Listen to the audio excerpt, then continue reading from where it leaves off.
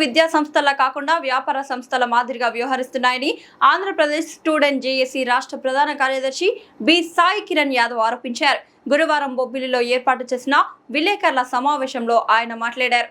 ప్రతి విద్యా సంవత్సరం ప్రారంభం కాగానే పుస్తకాలు, యూనిఫామ్లు, అడ్మిషన్ ఫీజులు తదితర పేర్లతో విద్యార్థుల తల్లిదండ్రులపై అధిక ఆర్థిక భారం మోపుతున్నారని ఆయన తెలిపారు. అయ్యా, మా పిల్లలకు చదువు చెప్పండి అని ఆశతో పాఠశాలలకు పంపిస్తున్న తల్లిదండ్రులను కొన్ని ప్రైవేట్ విద్యా సంస్థలు దోపిడీ చేస్తున్నాయని విమర్శించారు. విద్యా హక్కు చట్టం ఆర్టీఈ నిబంధనల ప్రకారం పాఠశాలలో పుస్తకాల విక్రయాలు చేయకూడదని ఉన్నప్పటికీ వాటిని ఉల్లంఘిస్తూ సాధారణ పాఠ్య పుస్తకాలు, నోట్బుక్స్ పేరుతో 8,000 నుంచి 15,000 వరకు వసూలు చేస్తున్నారని ఆరోపించారు. అలాగే ఐఐటి, జేఈఈ కరికులం పేరుతో ప్రత్యేక పుస్తకాలను కూడా పాఠశాలల ద్వారానే కొనుగోలు చేయాలని ఒత్తిడి తెస్తూ వాటికి అధిక ధరలు నిర్ణయిస్తున్నారని పేర్కొన్నారు. అంతేకాకుండా డైలీ, వీక్లీ, మంత్లీ, క్వార్టర్లీ పరీక్షల పేర్లతో జవాబు పత్రాలు, ప్రత్యేక పేపర్లను కూడా ఆయా పాఠశాలల నుంచే కొనుగోలు చేయాలని నిబంధనలు విధిస్తున్నారని తెలిపారు. ఈరోజు విద్యా సంవత్సరం ప్రారంభమైందంటే చాలు తల్లిదండ్రుల గుండెల్లో గుబులు పుట్టించే పరిస్థితి తీసుకొచ్చిన ఈ ప్రైవేట్ విద్యా సంస్థలు.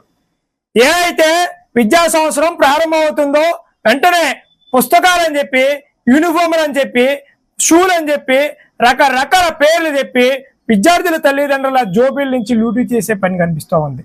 అయ్యా, విద్యా హక్కు చట్ట ప్రకారం ఏ ప్రైవేట్ పాఠశాలలో కూడా ఎక్కడా కూడా పుస్తకాలు కానీ, యూనిఫామ్లు కానీ విక్రయించకూడదని ప్రభుత్వ నిబంధనలు ఉన్నాయి. ప్రభుత్వ నిబంధనలు తొంగలో తొక్కి ఈరోజు వ్యాపారాలు జరుగుతున్నా ప్రతి సంవత్సరం విద్యార్థి సంఘాలు, ప్రజా సంఘాలు, తల్లిదండ్రులు ఎంతో మంది ఆల్రెడీ విద్యాశాఖ అధికారులకి లెటర్లు ఇచ్చిన ఎన్నో ఘటనలు జరిగినా కూడా ఇప్పటికీ కూడా ఈ వ్యాపారం కొనసాగుతూనే ఉంది. ఆల్రెడీ విద్యా సంస్థల్లో వ్యాపారం ప్రారంభించి విద్యార్థుల తల్లిదండ్రుల దగ్గర నుంచి అధిక మొత్తంలో డబ్బులు వసూలు పాల్పడుతూ ఉన్నారు. అయ్యా, ఈరోజు ఎల్కేజీ పిల్లలు చూస్తే మినిమం 5,000 రూపాయల నుంచి 8,000 రూపాయల వరకు తీసుకునే పరిస్థితి. అదే 10వ తరగతి విద్యార్థి వచ్చాడంటే 10 నుంచి 20,000 రూపాయల వరకు వసూలు చేస్తా ఉన్నారు. అయ్యా, మీ దగ్గర మీ స్కూల్ పేరు మీద, మీ పాఠశాల పేరు మీద ఏవైతే ముద్రలు చేసి ఇచ్చిన పుస్తకాలు ఉన్నాయో అవి మాత్రమే కొనాలా, బయటకు కొనకూడదా? అయ్యా, ఏదైనా ఈ చట్టాలు మీకు చుట్టాలా అని మేము ప్రశ్నిస్తా ఉన్నాం. ఇదే అపోని ఈ పుస్తకాలు పోయాయంటే వెంటనే ఐఐటి పుస్తకాలు అంటారు, వెంటనే ఐఐటి కరికులం అంటారు, అయిపోయింది కాన్సెప్ట్లు అంటారు, జేఈ అంటారు, మెయిన్స్ అంటారు. అయ్యా, 5వ తరగతి పిల్లోడికి ఈ పుస్తకాలన్నీ అవసరమా? ఇవి కూడా అధిక మొత్తంలో సాధారణ పుస్తకాలు పక్కన పెట్టి ఇంకా వీటికి ప్రత్యేకంగా 5 నుంచి 10,000 రూపాయల వరకు వసూలు చేస్తా ఉన్నారు.